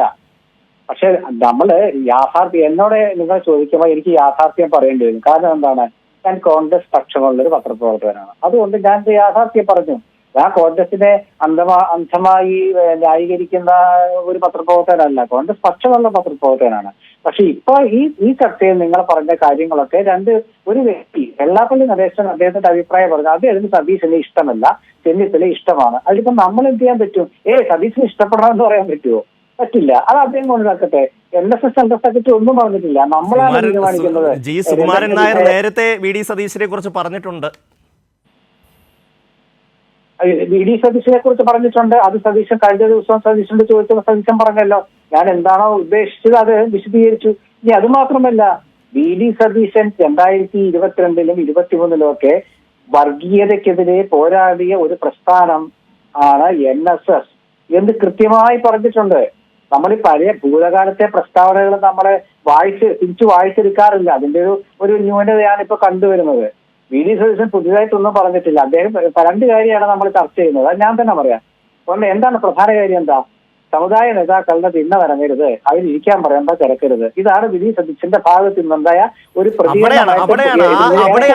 അവിടെയാണ് ഒരുപക്ഷേ NSSും SNDPയും അദ്ദേഹത്തിന്റെ ആ നിലപാടിനെ അവരെ എതിർക്കുന്നുണ്ടാവില്ല. പക്ഷേ ജമാഅത്ത് ഇസ്ലാമിയെ പോലെ ഒരു സംഘടനയെ ഇപ്പോൾ ഏതാണ്ട് ഘടകകക്ഷിയാക്കി മാറ്റുന്നു. ജമാഅത്ത് നേതാക്കൾ മുഴുവൻ ഈ പറയുന്നത് പോലെ കോൺഗ്രസിന്റെ വാഴ്ത്തുപാട്ടുകളുമായി അവരുടെ മാധ്യമങ്ങളിൽ നിറയുകയാണ്. അങ്ങനെ വരുമ്പോൾ സമുദായ നേതാക്കന്മാർ ആകെ മോശം, അവരെ അടുത്ത് ഞാൻ പോവില്ല. പക്ഷേ ജമാഅത്ത് ഇസ്ലാമി കൊള്ളാം, അവരൊരു കക്ഷിയാക്കി അടുത്ത പഞ്ചായത്ത് തിരഞ്ഞെടുപ്പിലും ഉപയോഗിക്കാം, അങ്ങനെ കുറച്ച് നേട്ടമുണ്ടാക്കാം എന്നൊക്കെ കരുതുകയും സംഘടനാ തെരഞ്ഞെടുപ്പിലടക്കം ആ ബന്ധം ഉപയോഗപ്പെടുത്താമെന്ന് കരുതുകയുമൊക്കെ ചെയ്യും എന്ന ഭയം പല കോണുകളിലും ഉണ്ട്. ശ്രീകുമാർ, അതായത് ജമാഅത്തെ ഇസ്ലാമി എന്ന് പറയുന്നത് അവർക്കൊരു പാർട്ടിയുണ്ട്, അവരൊരു സമുദായ സംഘടനയാണ്. അവർ കുറെ കാലം LDF അതിനൊപ്പമായിരുന്നപ്പോ കോൺഗ്രസ്സുകാരും അവർ ഘടകകക്ഷി എന്ന് പറഞ്ഞിട്ടില്ല. LDFന്റെ ഒരു കാലത്ത് മാധ്യമ ദിനപത്രവും ജമാഅത്തെ ഇസ്ലാമിയും ഒക്കെ LDFനെ പിന്തുണയ്ക്കുകയും അവര് ഉപതെരഞ്ഞെടുപ്പുകളിൽ പോലും പിന്തുണച്ച് LDFനെ ജയിപ്പിക്കണം എന്ന് പരസ്യമായി പറഞ്ഞവരാണ്. ഒരുപാട് ഉപതെരഞ്ഞെടുപ്പില്, ഇപ്പൊ ഗുരുവായൂർ ഉപതെരഞ്ഞെടുപ്പ് ആയാലും ശരി, നമ്മുടെ കോഴിക്കോട് നടന്ന ഒരു ഉപതെരഞ്ഞെടുപ്പ് ആയാലും ശരി, ഒക്കെ അവർ പിന്തുണച്ചിട്ടുണ്ട് ഒരുപാട് വിഷയങ്ങളിൽ. ഇപ്പൊ അവർക്ക് CPMന്റെയും ഇടതു മുന്നണിയുടെയും നയത്തോട് വിയോജിപ്പാണ്. അവർക്ക് അവരുടെ CPM പറയുന്നൊന്നും അല്ല പ്രവർത്തിക്കുന്നത് എന്നൊരു തോന്നൽ വന്നപ്പം ജമാഅത്തെ ഇസ്ലാമി കോൺഗ്രസിനോട് കൂടുതൽ താല്പര്യം പ്രകടിപ്പിച്ചു. കോൺഗ്രസിനോട് താല്പര്യം പ്രകടിപ്പിക്കുന്നത് എന്താ തെറ്റുള്ളത്? ഈ നാട്ടിലെ ഏതൊരു ജനാധിപത്യ രീതിയിൽ പ്രവർത്തിക്കുന്ന ഏതൊരു പ്രസ്ഥാനത്തിനും ജനാധിപത്യത്തിൽ വിശ്വസിക്കുന്ന ജനാധിപത്യപരമായി പ്രവർത്തിക്കുന്ന ഏതൊരു സംഘടനയും പിന്തുണ സ്വീകരിക്കുന്നതിൽ എന്താണ് കുഴപ്പമെന്നാണ് ശ്രീകുമാർ ചോദിക്കുന്നത്? ജയചന്ദ്രൻ, അല്ല അതല്ല, ഞാൻ പറഞ്ഞില്ല, ഞാൻ മുമ്പേ പറഞ്ഞു തുടങ്ങിയ വിഷയം അത് പിന്നെ കട്ടായി പോവുമായിരുന്നു. ഞാൻ പറഞ്ഞത് ഷമി, ഈ ലീഗ് വലിയൊരു ആഭ്യന്തര പ്രശ്നത്തിൽ അകപ്പെട്ട് നിൽക്കുകയാണ് ഇപ്പോൾ. അത് അത്ര കണ്ട് മാധ്യമങ്ങളടക്കം ചർച്ച ചെയ്യുന്നില്ല എന്നതേ ഉള്ളൂ. പക്ഷെ വിഷയം ഗൗരവമുള്ളതാണ്. ആ വിഷയം ഇതാണ്, ഞാൻ മുമ്പേ പറഞ്ഞ മുജാഹിദ് ജമാഅത്ത് ബന്ധത്തിന്റെ പ്രശ്നം. അത് നമ്മളിപ്പോ ഒറ്റയടിക്ക് പറയുന്നത് പോലെയല്ല ആ ഉൾപ്പിരിവുകൾ. അത് പെട്ടെന്ന് മനസ്സിലാക്കാനായിട്ട് പറഞ്ഞാല്, ഇപ്പോ മുജാഹിദുകൾ എന്ന് പറയുന്ന ആൾക്കാരും ജമാഅത്തെ ഇസ്ലാമിയുടെ ആൾക്കാരുമായിട്ടുള്ള ഒരു തുറന്ന വളരെ ഇഴകലർന്ന ഒരു അടുപ്പം സുന്നികൾക്കെതിരാണ് അവർ. അതാണ് പ്രധാനപ്പെട്ട സംഗതി. ആരാണ് സുന്നികൾ?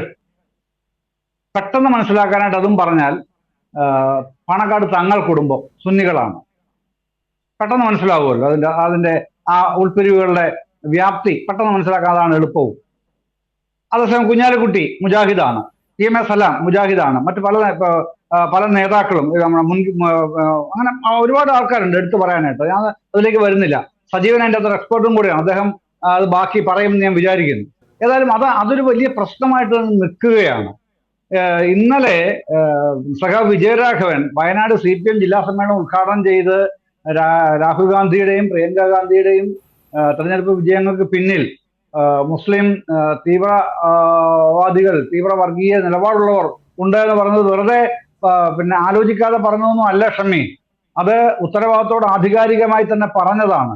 ഈ വിഭാഗം മുസ്ലിം ലീഗിൽ മുറുക്കുക മാത്രമല്ല, ഒരു ബ്രോഡർ മുസ്ലിം കൊയലീഷൻ, അതൊരു വിശാലമായൊരു മുസ്ലിം സഖ്യം തങ്ങൾ ഉണ്ടാക്കുകയാണ്, അതിനുള്ള തീവ്ര ശ്രമത്തിലാണെന്ന് 2024 ലോക്സഭാ തെരഞ്ഞെടുപ്പിന് മുമ്പ് തന്നെ പ്രഖ്യാപിച്ചിരുന്നു. അത് അവർ നടപ്പിലാക്കുകയും ചെയ്തു. എന്നിട്ട് അതേ സഖ്യം തന്നെ പാലക്കാട് ബൈ ഇലക്ഷനിലും പെരുമാറുന്നത് നമ്മൾ കണ്ടു. അപ്പോൾ കേരളത്തിൽ രണ്ടാം പിണറായി സർക്കാരിന്റെ കാലത്ത് നടന്ന തൃക്കാക്കര, അതുപോലെ തന്നെ പുതുപ്പള്ളി, ഇപ്പോ പാലക്കാട്, ചേലക്കര, 4 ബൈ ഇലക്ഷനുകളിൽ 4ലും ആരുടെ കയ്യിലൊക്കെയാണോ സീറ്റുകൾ ഇരുന്നത് അതാത് മുന്നണികൾ തന്നെ നിലനിർത്തി എന്നുള്ളതേ ഉള്ളൂ. 3 UDF നിലനിർത്തി, 1 LDF നിലനിർത്തി. വയനാട് ലോക്സഭാ സീറ്റ് UDF നിലനിർത്തി. എന്താണ് പ്രത്യേകതയുള്ളത്? ഇലക്ഷൻ ഇയറിംഗിൽ എന്തെങ്കിലും പ്രത്യേകത ഉണ്ടായെന്ന് ആരോപിച്ചാൽ അത് വിവരിക്കാൻ പറ്റണം. അതില്ല. പക്ഷേ അതൊരു നേതൃമുമ്പത്തെ കണ്ടെത്തുകയാണ് ചെയ്യുന്നത്. അത് സതീശനെ ആക്കിക്കൊണ്ടുവരികയാണ്. അത് അദ്ദേഹത്തിനായിട്ടുള്ള ഈ PR മെക്കാനിസം നന്നായിട്ടുണ്ട് അദ്ദേഹത്തിന്റെ കയ്യിൽ. അത് നന്നായിട്ട് ചെയ്യുന്നുമുണ്ട്. അതാണ് ചെയ്തുകൊണ്ടിരിക്കുന്നത്. പക്ഷെ അപ്പുറത്ത് നടക്കുന്ന പ്രശ്നം അതിനേക്കാളും തീവ്രമാണ്. ന്യൂനപക്ഷ വർഗീയതയിൽ ആപൽക്കരമായ ചില പ്രശ്നങ്ങൾ ഉണ്ടായിക്കൊണ്ടിരിക്കുന്നു. അത് ഉരുണ്ടുകൂടുക മാത്രമല്ല, ഉണ്ടായിക്കൊണ്ടിരിക്കുകയുമാണ്. ഇതാണ് വിജയരാഘവന്റെ മലപ്പുറം പ്രസംഗത്തിന്റെ സാമാന്യ അർത്ഥം എന്ന് പറയുന്നത്. മെക്സവനെ പറ്റി മോഹനമാഷ് പറഞ്ഞപ്പോൾ എല്ലാവരും ഭയങ്കരമായിട്ട് ഒച്ചയിട്ട് ഓരിയിട്ടു. പക്ഷെ അദ്ദേഹം പറഞ്ഞതില്ല, കേരളത്തിൽ മെക്സവൻ എവിടെയൊക്കെ പ്രവർത്തിക്കുന്നുണ്ടോ, അല്ലെങ്കിൽ GCC രാജ്യങ്ങൾ എവിടെയൊക്കെ പ്രവർത്തിക്കുന്നുണ്ടോ അവിടൊക്കെ ഇതുണ്ടെന്നല്ല. കണ്ണൂരിൽ ചില ഈ മെക്സവൻ കേന്ദ്രങ്ങളിൽ, അവിടുത്തെ വാട്സാപ്പ് ഗ്രൂപ്പുകളിൽ ഇത്തരത്തിലുള്ള തീവ്രവാദ നിലപാടുള്ളവരുടെ അത്തരക്കാർ അഡ്മിൻ പാനൽ കയറി കൂട്ടിയിട്ടുണ്ട്. അതേ പറഞ്ഞുള്ളൂ. അല്ലാതെ അവരെ ഈ മെക്സവനെ നിയന്ത്രിക്കുന്നതൊന്നും മോഹൻമാഷ് പറഞ്ഞില്ല. അപ്പൊ പിന്നെന്തായിരുന്നു ചർച്ച? എന്തായിരുന്നു? മോഹൻമാഷ് കണ്ട് ഭയങ്കരമായ കുറ്റകൃത്യം ചെയ്തതുപോലായിരുന്നു. അതിന്റെ അകത്ത് വാട്സാപ്പ് ഗ്രൂപ്പിൽ ഇത്തരക്കാർ കയറിയിട്ടുണ്ടോ എന്ന് പരിശോധിക്കണ്ടേ? അതല്ലേ? അങ്ങനെ ഉണ്ടെങ്കിൽ പരിശോധിക്കണം എന്നല്ലേ പരിണിതപ്രജ്ഞരായ ആരും പറയേണ്ടത്? അതിന് പകരം വലിയ ആരോപണങ്ങളാണ്. അതുകൊണ്ടാണ് അത്തരത്തിലുള്ള ആരോപണങ്ങളെ ഏതായാലും ഭാഗ്യവശാൽ മാധ്യമങ്ങൾക്ക് മനസ്സിലായി എന്ന് തോന്നുന്നു. ഈ പ്രശ്നം എന്ന് പറയുന്നത് വാട്സാപ്പ് ഗ്രൂപ്പിലെ മാത്രമാണ്. അത് കഴിഞ്ഞാൽ അത് നിർത്തിയല്ലോ. പക്ഷേ ന്യൂനപക്ഷ വർഗീയതയിൽ ആപൽക്കരമായ തീവ്രവാദ സ്വഭാവത്തിലുള്ള ആൾക്കാർ അത് UDFിൽ തന്നെ വന്നിരിക്കുന്നു എന്ന് എസ്റ്റാബ്ലിഷ് ചെയ്യുകയാണ് രാഹുൽ ഗാന്ധിയുടെയും പ്രിയങ്ക ഗാന്ധിയുടെയും തെരഞ്ഞെടുപ്പ് താരതമ്യങ്ങൾ നടത്തിക്കൊണ്ട് വിജയരാഘവൻ ഇന്നലെ വയനാട്ടിൽ നിർവഹിച്ചത്. അത് ചെറിയ കാര്യമല്ല. അത്തരത്തിലുള്ള പ്രശ്നങ്ങൾ UDFിൽ വളരെ സജീവമായിട്ടുണ്ട് ഷമ്മി. അത് പുറത്തു വരാതിരിക്കണം. അല്ലെങ്കിൽ ഏതാണ്ട് 2.5 ആഴ്ച മുമ്പ് ആണ് പെരുന്നയിലെ NSS നേതൃത്വം, സംസ്ഥാന NSSന്റെ ഹെഡ്ക്വാർട്ടേഴ്സ് അവിടെയാണല്ലോ, അവർ തീരുമാനിക്കുന്നത് 2.5 ആഴ്ച മുമ്പാണ്. എന്ത് തീരുമാനിക്കുന്നത്? മന്നം ജയന്തിക്ക് തവണ രമേശ് ചെന്നിത്തല പ്രസംഗിക്കണം എന്നുള്ളത്. പക്ഷെ മിനിഞ്ഞാന്ന് മുതലാണ് ഇത് വാർത്തയിൽ വരുന്നത്. അതെന്തുകൊണ്ടാണ്? VD സതീശൻ മാരാമൺ കൺവെൻഷന് പ്രസംഗിക്കാൻ പോയതുകൊണ്ട് മാത്രമാണെന്നാണ് വിചാരിച്ചത്? അങ്ങനൊന്നും വിചാരിക്കേണ്ട. അങ്ങനെയൊന്നും അല്ല. അതിൻ്റെ അകത്ത് വലിയ മറ്റു ഉത്തരവാദിത്തങ്ങളുണ്ട്, മറ്റ് താല്പര്യങ്ങളുണ്ട്. ആ താല്പര്യങ്ങൾക്ക് വേണ്ടി തന്നെയാണ് അത് തൊടുത്തു വിടുന്നത്. അതിന് അനുരോധമായി തന്നെയാണ് വെള്ളാപ്പള്ളിയെ രമേശ് ചെന്നിത്തലയുടെ പക്ഷക്കാരനായിട്ടോ അല്ലെങ്കിൽ പക്ഷക്കാരനല്ലാതായിട്ടോ സതീശ വിരുദ്ധനായിട്ടോ ഒക്കെ ചിത്രീകരിക്കുന്ന മറ്റ് നരേറ്റീവ്സ് ഇതെല്ലാം വരുന്നത് ചെന്ന് നിൽക്കുന്നത് ഞാൻ ആദ്യം പറഞ്ഞ മറ്റേ ഈ മുജമ എന്നുള്ള ആ ഇക്വേഷൻ ഉണ്ടല്ലോ, ഡെവലപ്പ് ചെയ്ത് വരുന്ന ഇക്വേഷൻ, അതിനെ ചർച്ച ചെയ്യാതിരിക്കുക. അതാണ് ആത്യന്തികമായി സംഭവിക്കുന്നത്. ഇതിങ്ങനെ കൊണ്ടുപോകാൻ കഴിയുന്നത് 3-4 ദിവസത്തേക്കേ ഉള്ളൂ. വെള്ളാപ്പള്ളിയുടെ രമേശ് അനുകൂല പ്രസ്താവനയും പിന്നെ സുകുമാരൻ നായരുടെ പ്രസ്താവനയും ഒക്കെ 3-4 ദിവസത്തേക്കേ കൊണ്ടുപോകാൻ കഴിയൂ. വീണ്ടും മറ്റേ പ്രശ്നം പൊടിതട്ടി പുറത്തു വരും. അവിടെ ഇപ്പം മറ്റ് പല പ്രശ്നങ്ങളും ആന്തരികമായി നടന്നുകൊണ്ടിരിക്കുന്നുണ്ട്. അത് പിന്നെ പുറത്തു വരാതിരിക്കുക എന്നുള്ള താല്പര്യവും പല കേന്ദ്രങ്ങൾക്കും ഉണ്ട് എന്നുള്ള കാര്യത്തിൽ എനിക്ക് തർക്കമൊന്നുമില്ല. അതിൻ്റെയും കൂടെ പിന്നെ ഔട്ട്കം ആയിട്ടാണ് ഇത്തരം ചർച്ചകളെ ഞാൻ കാണുന്നത്. ഇനി ഇതിൻ്റെ അകത്ത് വെള്ളാപ്പള്ളി അങ്ങനെ പറഞ്ഞതുകൊണ്ട്, അതാണല്ലോ താങ്കളുടെ ചോദ്യം, വെള്ളാപ്പള്ളി അങ്ങനെ പറഞ്ഞതുകൊണ്ട് എന്താണ് സംഭവിക്കാനുള്ളത്? അതൊന്ന് പരിശോധിച്ച് നോക്കൂ. വെള്ളാപ്പള്ളി അങ്ങനെ പറഞ്ഞാൽ, അല്ലെങ്കിൽ ഇപ്പൊ ആരാണ് പറഞ്ഞത്, ശ്രീകുമാറാണ് പറഞ്ഞത്, പിന്നെ BDJS-ന്റെ ഒരു പ്രശ്നം എനിക്ക് നേരിട്ടറിയാവുന്ന ഒരു ചരിത്രം കൂടെ ഞാൻ അങ്ങ് പറയാം. 2016 നിയമസഭാ തെരഞ്ഞെടുപ്പ്, ആ തെരഞ്ഞെടുപ്പിൽ പിന്നെ ഇത് രമേശ് ചെന്നിത്തല തന്നെ ഉമ്മൻചാണ്ടിയായിട്ട് ആലോചിച്ചിട്ട് തന്നെയാണ് കോൺഗ്രസിലെ ഒരു പ്രധാനപ്പെട്ട നേതാവിനെ വെള്ളാപ്പള്ളിയുടെ അടുത്തേക്ക് ഒരു ദൂതുമായി വിടുന്നത്. ആ ദൂത് എന്തായിരുന്നു അറിയാമോ? BDJS-നെ ഇങ്ങോട്ട് ക്ഷണിക്കുക, പിന്നെ UDF-ന്റെ ഘടകകക്ഷിയാക്കുക, 6 സീറ്റ് വരെ കൊടുക്കാം മത്സരിക്കാനായിട്ട്. UDF ജയിച്ച് അധികാരത്തിൽ വരികയാണെങ്കിൽ ഒരു മന്ത്രിസ്ഥാനം പിന്നെ ഇവർക്ക് കൊടുക്കാം, BDJS-ന്. ഇതായിരുന്നു ദൂതുമായിട്ട് വിട്ടത്. പക്ഷേ പ്രബലനായി നേതാവ് അത് വെള്ളാപ്പള്ളി അറിയിച്ചില്ല.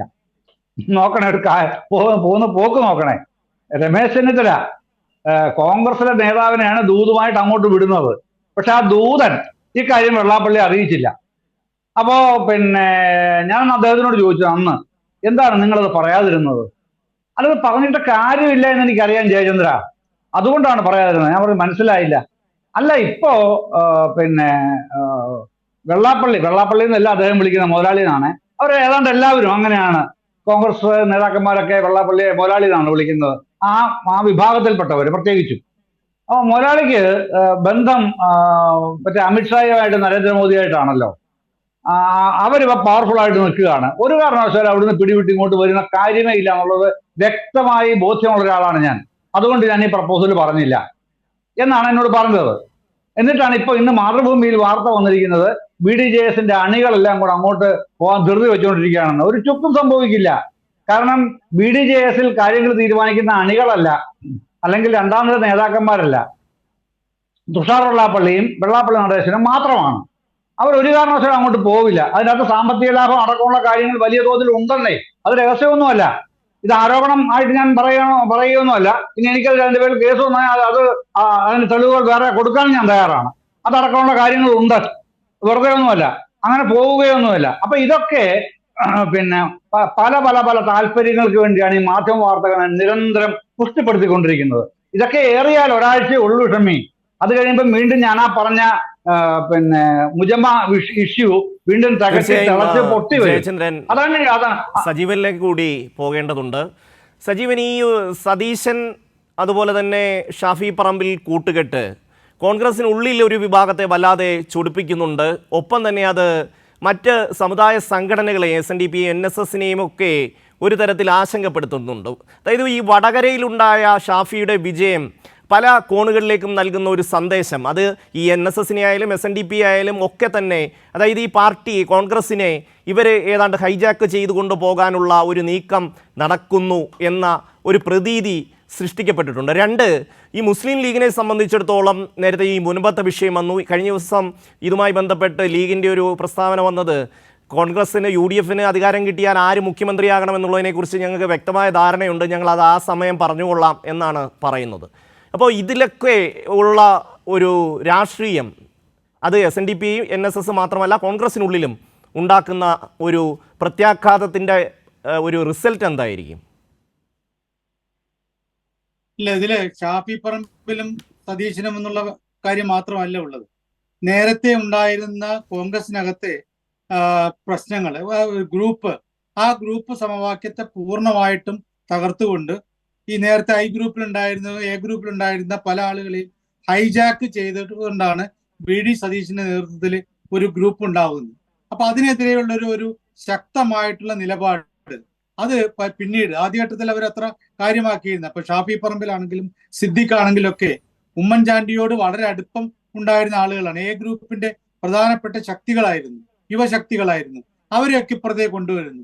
ഇങ്ങനെ ഐ ഗ്രൂപ്പിലും എ ഗ്രൂപ്പിലും ഒക്കെ പെട്ട ആളുകളെ പൂർണ്ണമായിട്ടും കൊണ്ടുവന്നിട്ട് ഈ രണ്ട് ഗ്രൂപ്പുകളെയും തകർത്തുകൊണ്ട് ഒന്നോ രണ്ടോ നേതാക്കന്മാരിലേക്ക് മാത്രമാക്കി ഇതിനെ പാർട്ടിയെ കൊണ്ടുപോകുന്നതിലുള്ള പ്രതിഷേധം കോൺഗ്രസിനകത്ത് ശക്തമായിട്ടുണ്ട്.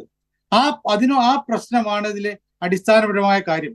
രണ്ടാമത് ഇതിനോട് ചേർന്നിട്ടുള്ള മറ്റു പല കാര്യങ്ങൾ. ഇപ്പൊ ഷാഫി പറമ്പില് വടകരയിൽ മത്സരിക്കുമ്പോൾ അത് തീർച്ചയായിട്ടും മുസ്ലിം വോട്ടുകൾ പരമാവധി തങ്ങൾക്ക് അനുകൂലമാക്കി മാറ്റുക എന്നുള്ള തന്ത്രം വി ഡി സതീശനും ഷാഫിക്കൊക്കെ ഉണ്ടായിരുന്നു. അപ്പൊ അത് തീർച്ചയായിട്ടും അത് നടപ്പാക്കാൻ അവർ കഴിഞ്ഞിട്ടുമുണ്ട്. സ്വാഭാവികമായിട്ടും കുറെ അനുകൂലമായ വോട്ടുകൾ. കാരണം അവിടെ ടീച്ചർ മത്സരിക്കുമ്പോൾ ഉണ്ടാവുന്ന പ്രശ്നം എന്ന് പറയുന്നത് CPM-നകത്ത് സാധാരണ മറ്റു പല നേതാക്കന്മാരും ഇപ്പൊ P ജയരാജൻ ഉൾപ്പെടെയുള്ള ആളുകൾ മത്സരിക്കുമ്പോൾ ഉണ്ടാവുന്ന ഒരു പ്രതികരണമായിരിക്കില്ല. ശൈല ടീച്ചറോട് കുറെ കൂടി അടുപ്പമുള്ള ആളുകളുണ്ട്. അപ്പൊ സ്വാഭാവികമായിട്ടും അവർ ജയിക്കാനുള്ള സാധ്യത വളരെ കൂടുതലായിരുന്നു. അതിനെ തകർക്കുക എന്നുള്ള ലക്ഷ്യമുണ്ടായിരുന്നു. പക്ഷെ അതും തിരിച്ചടിച്ചത് ഇപ്പൊ നേരത്തെ ജയന്തനോട് പറഞ്ഞുള്ള ജമാഅത്തെ ഇസ്ലാമിയുമായിട്ടുള്ള ബന്ധം അത് പരസ്യമായ രൂപത്തിലേക്ക് വരുന്നു. സാധാരണഗതിയിൽ ജമാഅത്തെ ഇസ്ലാമി ഈ ഇരുപക്ഷത്തെയും LDF-നെയും UDF-നെയും ഒക്കെ പരസ്പരം അങ്ങോട്ടും ഇങ്ങോട്ടും മാറി മാറി പിന്തുണച്ചിട്ടുണ്ട്. പക്ഷെ ഇപ്പോഴതല്ല, ജമാഅത്തെ ഇസ്ലാമിയെ ന്യായീകരിക്കുന്ന രൂപത്തിലേക്ക് VD സതീശിന്റെ ഒക്കെ പ്രതികരണങ്ങൾ ഉണ്ടാവുന്നു. അപ്പൊ സ്വാഭാവികമായിട്ട് അതൊരു വലിയ പ്രശ്നമാണ്. അതാണ് നേരത്തെ ജയന്തനോട് പറഞ്ഞിട്ടുള്ള സുന്നി പ്രശ്നങ്ങളിലൊന്ന്. സുന്നികൾക്കിടയിൽ ഏറ്റവും പ്രത്യേകിച്ച് EK വിഭാഗത്തിന് ഏറ്റവും കൂടുതൽ എതിർപ്പുള്ളത് ഈ ജമാഅത്തെ ഇസ്ലാമി, PFI, അതേപോലെ മുജാഹിദ് വിഭാഗങ്ങളാണ്. മുജാഹിദ് വിഭാഗം ലീഗിനെ കൈയടക്കുന്നു. പാണക്കാട് തങ്ങന്മാരൊക്കെ സുന്നികളാണെങ്കിൽ പോലും ലീഗിനെ കൈയടക്കി വെച്ച് തങ്ങൾക്ക് കിട്ടേണ്ട ഒരു പ്രാതിനിധ്യം, അതായത് മുസ്ലിങ്ങളിൽ നല്ല ശതമാനം ഉള്ളത് സുന്നികളാണ്. അങ്ങനെ സുന്നികൾക്ക് കിട്ടേണ്ട പ്രാതിനിധ്യം കിട്ടുന്നില്ല, സുന്നികളുടെ വാർത്തകൾ വരുന്നില്ല എന്നുള്ളൊക്കെ പ്രതിഷേധത്തിന്റെ ഭാഗമായിട്ടാണ് അവർ പുതിയ പത്രം പോലും തുടങ്ങുന്നത്. അതായത് ലീഗിലെ മുജാഹിദിനോടുള്ള പ്രശ്നമാണ്. ആ പ്രശ്നം ശക്തമായിട്ട് ജിഫ്രി തങ്ങളൊക്കെ പ്രസിഡന്റ് ആയതിനു ശേഷം വളരെ ശക്തമായിട്ട് അത് ആവർത്തിച്ച് പറയുന്നുണ്ട്. മുജാഹിദുകളുമായിട്ടുള്ള യോജിപ്പ് ഒരിക്കലും പാടില്ല എന്ന് പറയുന്നു. ജമാഅത്തെ ഇസ്ലാമിയുമായിട്ട് അടുക്കാൻ പാടില്ല എന്ന് പറയുന്നുണ്ട്. അതിനിടയിലാണ് ഈ ലീഗിനകത്തുള്ള മുജാഹിദ് നേതാക്കന്മാരായ സലാമും മറ്റും ഈ വളരെ ശക്തമായിട്ട് ജിഫ്രി തങ്ങൾ ഉൾപ്പെടെയുള്ള സുന്നികൾക്കെതിരെ തിരിയുന്നത്. അതിന്റെ പ്രശ്നങ്ങൾക്കിടയിൽ ആ പ്രശ്നം കൂടി നിലനിൽക്കുകയാണ് ഇതോരോന്നുണ്ടാവുന്നത്. അതിനിടയിലാണ് ഈ VD സതീശന്റെ ഈ വഖഫ് ഭൂമിയുമായി ബന്ധപ്പെട്ട കാര്യത്തിൽ അദ്ദേഹത്തിന്റെ പ്രതികരണം ഉണ്ടാവും. ഇതിങ്ങനെ കുറെ കാര്യങ്ങൾ ഇതുമായി ബന്ധപ്പെട്ടുണ്ട്. അത് വളരെ എളുപ്പത്തിൽ ഒരു കോൺഗ്രസിനകത്തെ ഒരു ഗ്രൂപ്പ് പ്രശ്നം മാത്രമായിട്ടല്ല നിൽക്കുന്നത്. ഈ ഗ്രൂപ്പുകളെ ഈ കൊണ്ടുപോകുന്നതിനിടയിൽ, ഗ്രൂപ്പിനകത്തുള്ള പ്രശ്നങ്ങൾ കുറെ നിൽക്കുന്നതിനിടയിൽ ഇത്തരത്തിലുള്ള ഓരോ പ്രശ്നങ്ങളും സതീശന് വൈകാരികമായിട്ട് ഇടപെട്ടുമ്പോൾ ഉണ്ടാവുന്ന കുറെ പ്രതികരണങ്ങളുണ്ട്. ആ പ്രതികരണങ്ങളുടെ ഭാഗമാണിത്. സതീശൻ ഒരിക്കൽ പോലും ഇത്തരം കാര്യങ്ങളിൽ പെട്ടെന്ന് എടുത്തിയാടി സംസാരിക്കുമ്പോൾ ഉണ്ടാകുന്ന പ്രശ്നം കോൺഗ്രസിനകത്ത്, അത് KPCC പ്രസിഡന്റിനെതിരെ അദ്ദേഹം പറയുമ്പോൾ, അദ്ദേഹം പിന്നെ ഈ വഖഫ് ഭൂമിയുടെ കാര്യത്തിൽ പറയുമ്പോൾ, അദ്ദേഹം NSSന്റെ കാര്യം, ഈ സമുദായ നേതാക്കന്മാരുടെ തിണ്ണ നിരക്കുക എന്ന് പറയുന്നത് അദ്ദേഹം ഉദ്ദേശിച്ചിട്ടുള്ള അന്ന് G. സുകുമാരൻ നായർക്കെതിരെയാണെന്നുള്ള കാര്യം നമുക്കറിയാം. അതിലൂടെ അദ്ദേഹം ലക്ഷ്യം വെച്ചിട്ടുള്ളത് ഈ രമേശ് ചെന്നിത്തലയ്ക്ക് എതിരെയാണെന്നുള്ള കാര്യം നമുക്കറിയാം. ഇത്തരം സംഭവങ്ങളൊക്കെ സതീശന്റെ ഇത്തരത്തിലുള്ള നിലപാടുകൾ പല ഭാഗത്തു നിന്നും ആഞ്ഞടിക്കുന്ന രൂപത്തിലേക്ക് അതിനെതിരെ പ്രതികരിക്കേണ്ട ഘട്ടത്തിൽ വന്നപ്പോൾ ഓരോരുത്തരും പ്രതികരിച്ചു. അതാണ് വെള്ളാപ്പള്ളിയുടെയും മറ്റും പ്രതികരണത്തിന്റെ ഭാഗം. വെള്ളാപ്പള്ളി പറയുന്നതോട് കൂടിയിട്ട് മുഴുവൻ SNDP യോഗക്കാരും നാളെ UDF-ന് അനുകൂലമായിട്ട് വോട്ട് ചെയ്യുന്നുള്ള നമുക്ക് പിന്നെ ചിന്തിക്കാൻ പറ്റില്ല. കാരണം അങ്ങനെ ഒരാളും ചെയ്യില്ല. അവർക്കൊക്കെ ഓരോരുത്തർക്കുള്ള രാഷ്ട്രീയമുണ്ട്. പക്ഷെ വെള്ളാപ്പള്ളി കൊടുക്കുന്ന ഒരു സന്ദേശം സജീവൻ ഇതുമായി ബന്ധപ്പെട്ട്, അതായത് ഇപ്പോൾ ലീഗിനുള്ളിലേക്ക് കടന്നു കയറാൻ വലിയ തോതിൽ ജമാഅത്ത് ഇസ്ലാമിയുടെ ഒരു ശ്രമം നടക്കുന്നുണ്ട്. അതിൻ്റെ ഒപ്പം തന്നെ ഈ കോൺഗ്രസിലേക്ക് കൂടി നുഴഞ്ഞു കയറുകയും കോൺഗ്രസിൻ്റെ നയങ്ങളെ അടക്കം സ്വാധീനിക്കാൻ കഴിയുന്ന തരത്തിലേക്ക് ഈ ജമാഅത്തുമായി ബന്ധപ്പെട്ട് നിൽക്കുന്നവരുടെ ഒരു സ്വാധീനം വർദ്ധിക്കുകയൊക്കെ ചെയ്യുന്നു എന്നൊരു ആശങ്ക ഈ പറയുന്നത് പോലെ ഈ സാമുദായിക സംഘടനകളുടെ ഉള്ളിൽ ഉയർന്നു വരുന്നുണ്ട്. അതിപ്പം അത് എത്ര ഇല്ല എന്ന് പറഞ്ഞാലും കാരണം നമുക്കറിയാം ഈ തെരഞ്ഞെടുപ്പ് ഉപതെരഞ്ഞെടുപ്പുമായി ബന്ധപ്പെട്ട് എത്ര പ്രാവശ്യം രാഹുൽ മാങ്കൂട്ടത്തിനോടും വി.ഡി. സതീശനോടും ചോദിച്ചതാണ്, നിങ്ങൾക്ക് ജമാഅത്ത് ഇസ്ലാമിയുടെ വോട്ട് വേണ്ട എന്ന് പറയുന്നുണ്ടോ, ജമാഅത്തിൻ്റെ പിന്തുണ വേണ്ട എന്ന് പറഞ്ഞു. ഒരു തവണ പോലും അങ്ങനെ ഒരു പ്രതികരണം നടത്താൻ അവർ തയ്യാറായിട്ടില്ല. അതിനുശേഷം ആ റിസൾട്ട് വരുന്ന സമയത്ത് SDPI ആദ്യം കൊടിയുമായി ഇറങ്ങുകയാണ്. അതുമാത്രവുമല്ല, നമ്മൾ ഈ അടുത്ത സമയത്ത് ഇവരുമായി ബന്ധപ്പെട്ട മാധ്യമങ്ങൾ ശ്രദ്ധിച്ചാൽ കോൺഗ്രസിന് ഏതാണ്ട് ബുദ്ധി ഉപദേശിച്ചു കൊടുക്കുന്നത് തങ്ങളാണ് എന്ന മട്ടിലേക്ക് കാര്യങ്ങൾ വ്യാഖ്യാനിക്കപ്പെടുമ്പോൾ സ്വാഭാവികമായും സമുദായ സംഘടനകൾക്ക് മാത്രമല്ല കോൺഗ്രസിനുള്ളിൽ പോലും വലിയ ആശങ്ക ഉണ്ടാകുന്നുണ്ട്, ലീഗിലും ഉണ്ടാകുന്നുണ്ട്. അതായത് തങ്ങളെക്കാൾ ബന്ധം, തങ്ങൾക്കുള്ളതിനേക്കാൾ സ്വാധീനം ഇവർക്ക് കോൺഗ്രസിൽ ഉണ്ടാകുന്നുണ്ടോ എന്ന ആശങ്ക മുസ്ലിം ലീഗിൽ പോലും ഉണ്ടാകുന്നില്ലേ സജീവൻ? തീർച്ചയായിട്ടും അതിലെ ഒരു താങ്കൾ പറഞ്ഞ കാര്യം ശരിയാണ്.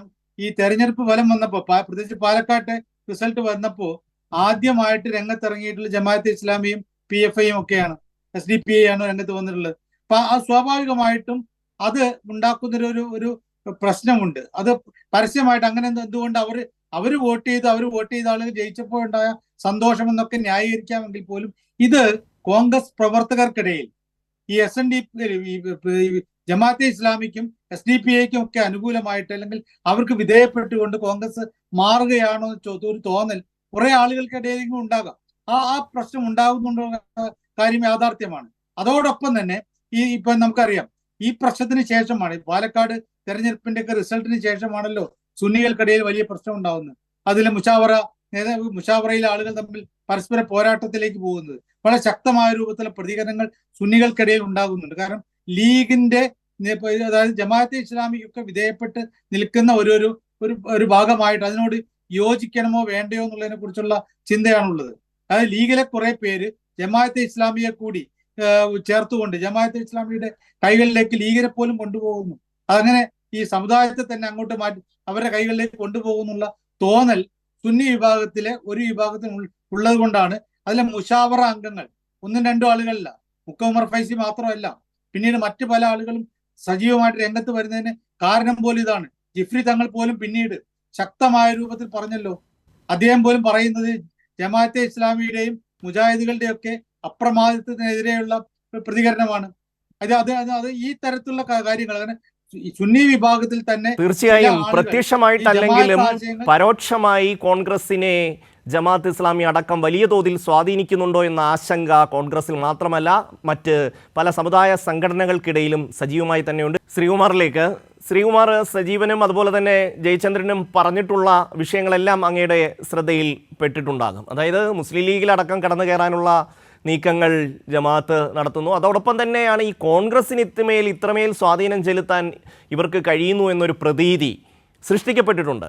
അത് വലിയ തോതിൽ ഒരു ആശങ്ക പല കോണുകളിലും ഉയർത്തിയിട്ടുണ്ട് എന്ന് പറഞ്ഞാൽ താങ്കൾ എങ്ങനെയാണ് അതിനോട് പ്രതികരിക്കുക? യാതൊരു അർത്ഥമില്ലാത്ത നിരീക്ഷണങ്ങളാണത്. എന്റെ സുഹൃത്തുക്കളാ സജീവനും ജയനും ഒക്കെ. ഇവരിങ്ങനെ ഈ പാലക്കാട് തെരഞ്ഞെടുപ്പ് കാലത്ത് ഇങ്ങനെ പറഞ്ഞതുകൊണ്ടാണ് അവിടെ രാഹുൽ മാങ്കൂട്ടത്തിന്റെ ഭൂരിപക്ഷം 3000-ൽ നിന്ന് 11,500 വർദ്ധിച്ചത്.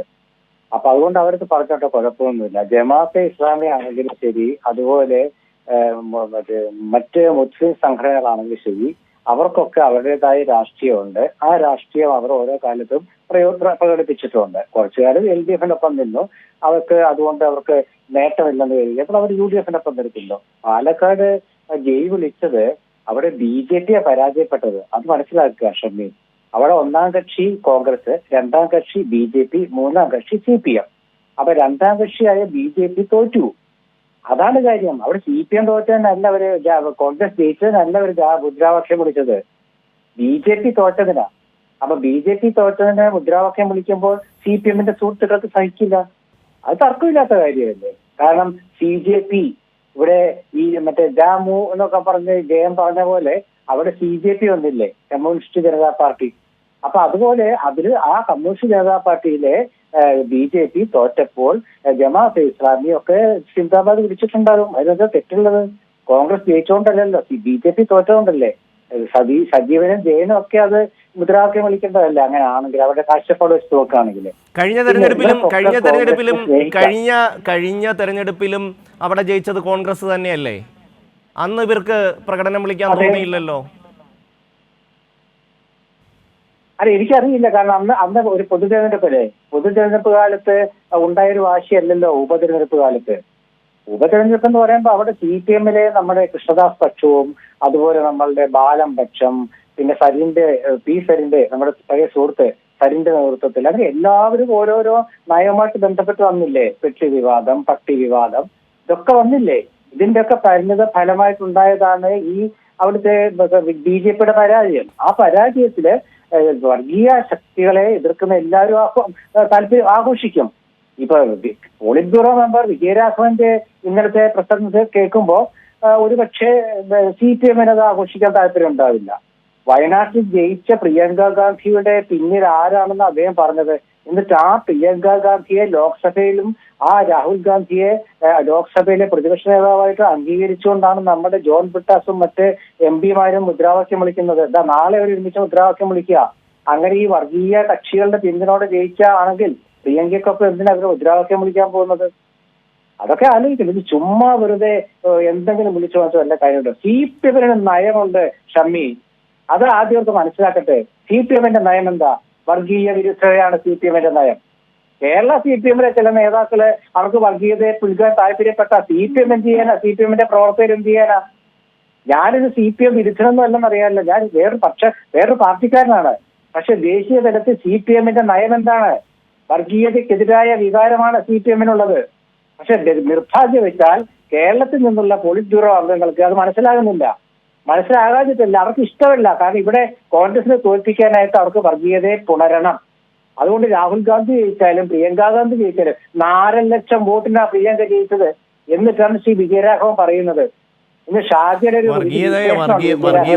വർഗീയതയെ നേരിടാനാണെങ്കിൽ ശ്രീകുമാർ ഇനി കേരളത്തിൽ ഇങ്ങനെ തെക്കേറ്റത്ത് വയനാട്ടിലൊന്നും വന്ന് മത്സരിക്കേണ്ട. അങ്ങ് പിന്നെ റായ്ബറേലിയിലോ അമേഠിയിലോ അങ്ങ് ഉത്തരേന്ത്യൻ സംസ്ഥാനങ്ങളിൽ മത്സരിക്കാമല്ലോ BJP ശക്തിയുള്ളിടത്ത്. അതുകൊണ്ട് BJP നേരിടുന്ന കാര്യമൊന്നും പറയണ്ട. പിന്നെ ഈ വർഗീയതയുമായി ബന്ധപ്പെട്ട് ന്യൂനപക്ഷ വർഗീയതയും അതുപോലെ തന്നെ ഭൂരിപക്ഷ വർഗീയതയും ഈ പറയുന്ന ജമാഅത്ത് ഇസ്ലാമിയെക്കുറിച്ച് നേരത്തെ ഉള്ള നിലപാട് CPM പറഞ്ഞിട്ടുള്ളതാണ്. എല്ലാ കാലത്തും വർഗീയമായ നിലപാടുകളെ എതിർക്കുകയും അതിനെ അതിശക്തമായി തന്നെ നേരിടുകയും ചെയ്തു തന്നെയാണ് വന്നത്. പക്ഷേ ന്യൂനപക്ഷ വർഗീയതയായതുകൊണ്ട് മിണ്ടാതിരിക്കണം എന്ന് പറഞ്ഞാൽ അത് നടക്കില്ല. ആ ഒരു അവസരം മുതലെടുത്തുകൊണ്ട് എന്നാൽ പിന്നെ ഇവരെ അങ്ങ് കൂടെ കൂട്ടിക്കളയാം, ഘടകകക്ഷി ആക്കിക്കളയാം എന്ന മട്ടിലാണല്ലോ ഇതുമായി ബന്ധപ്പെട്ട് ചില കോൺഗ്രസ് നേതാക്കളുടെ VD സതീശൻ അടക്കമുള്ള നേതാക്കന്മാരുടെ ഒരു സമീപനം. അതിനെ CPM ആദ്യം മുതലേ ചോദ്യം ചെയ്യുന്നുണ്ട്. ഇപ്പോൾ സമുദായ സംഘടനകൾക്ക് പോലും ഇത് ആ പോക്കത്ര ശരിയല്ല എന്ന് തോന്നി തുടങ്ങിയിരിക്കുന്നു എന്നുള്ളതാണ് യാഥാർത്ഥ്യം. സജീവനിലേക്ക് ക്ഷമിക്കണം, പറഞ്ഞു. ഷമി പറഞ്ഞ 2 കാര്യമുണ്ട്. ഒന്ന്, വയനാട്ടിലത്തെ എന്തിനാണ് മത്സരിച്ചെന്നുള്ളത്. അമേഠിയും റായ്ബറേലിയുമാണ് കോൺഗ്രസിന്റെ പരമ്പരാഗത സീറ്റുകള്. റായ്ബറേലിയിലും കോൺഗ്രസ് ജയിച്ചു, അമേഠിയിലും കോൺഗ്രസ് ജയിച്ചു. അറിയാലോ, രാഹുൽ ഗാന്ധിയും അതുപോലെ ഞാൻ പറഞ്ഞത് വടക്കേ ഇന്ത്യയിൽ BJP-യെ നേരിടാൻ പറ്റുന്ന ഒരുപാട് സ്ഥലങ്ങൾ വേറെയും ഉണ്ടല്ലോ. റായ്ബറേലിയും അമേഠിയും മാത്രമല്ലല്ലോ. അവിടെയൊക്കെ പോയി പോരാടിയല്ലേ നമ്മുടെ കരുത്ത് കാണിക്കേണ്ടത്. അല്ലാതെ ഇവിടെ ഇടതുപക്ഷത്തിനും പിന്നെ BJP-ക്ക് ഒരു സ്വാധീനവും ഇല്ലാത്തടത്ത് വന്ന് എന്ത് കരുത്ത് കാണിക്കാനാണ് ശ്രീകുമാർ? ഞാൻ പറയട്ടെ. അതായത് അപ്പൊ ആ 2 സ്ഥാനത്ത് മത്സരിച്ചപ്പോൾ രാഹുൽ ഗാന്ധി കഴിഞ്ഞ തവണ അമേഠിയിൽ നിന്ന് പേടിച്ചോടി വന്നതാണല്ലോ BJP പറഞ്ഞത്, പിന്നീട് CPM ഏറ്റു പറഞ്ഞത്. അവിടെ കിഷോർ ശർമ്മയെ മത്സരിപ്പിച്ച് അദ്ദേഹം ജയിച്ചു. അമേഠിയില് അറിയാതെ സ്മൃതി ഇറാനി തോറ്റു. രാഹുൽ ഗാന്ധി ഇവിടുന്ന് 2 സീറ്റിലും മത്സരിച്ച് ജയിച്ചപ്പോൾ രാഹുൽ ഗാന്ധി റായ്ബറേലിലും മത്സരിച്ചിരുന്നല്ലോ BJP-യെ തോൽപ്പിക്കാൻ. അത് മറക്കരുത്. എന്നിട്ട് അവിടെ അദ്ദേഹം അത് നിലനിർത്തി, റായ്ബറേലി നിലനിർത്തി. എന്തിനാ നിലനിർത്തിയെ? BJP-യെ തോൽപ്പിച്ച അവിടെ ജയിച്ചത്, അതുകൊണ്ട് അത് നിലനിർത്തി. എന്നിട്ട് വയനാട്ടില് അവിടുത്തെ കോൺഗ്രസുകാരുടെയും ജനങ്ങളുടെയും നിഷ്പക്ഷമതികളുടെയും അതെല്ലാം സമ്മതിച്ചു. പക്ഷെ BJP അല്ലല്ലോ. ഇപ്പൊ പ്രിയങ്ക ഗാന്ധി ഒരു BJP സ്ഥാനാർത്ഥിയെ തോൽപ്പിച്ച് ലോക്സഭയിലേക്ക് എത്തുന്നതും ഈ പറയുന്നത് പോലെ BJP-ക്ക് കെട്ടിവെച്ച കാശ് കിട്ടാത്ത വയനാട്ടിൽ നിന്ന് മത്സരിച്ച് വലിയ വീരസ്യം പറയുന്നതിലും വലിയ വ്യത്യാസമുണ്ട് ശ്രീകുമാർ. നമുക്ക് അതിലേക്കൊക്കെ പിന്നെ വരാം. ഞാൻ അങ്ങനെയിലേക്ക് വരാം. ഇപ്പോൾ പിന്നെ സജീവൻ കൂടി ചേരുന്നു.